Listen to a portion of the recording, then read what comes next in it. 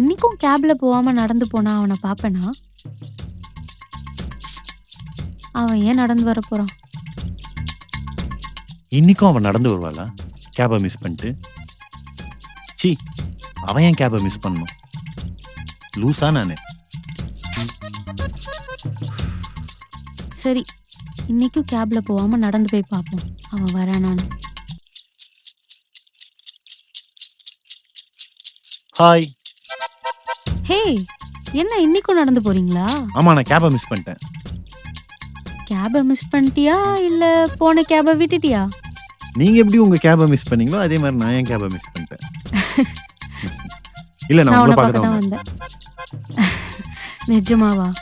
நிஜமாதான். இந்த ஜேர்னி ரொம்ப லாங்கா போகும்னு நினைக்கிறேன். உண்மையாவா? ஆமா.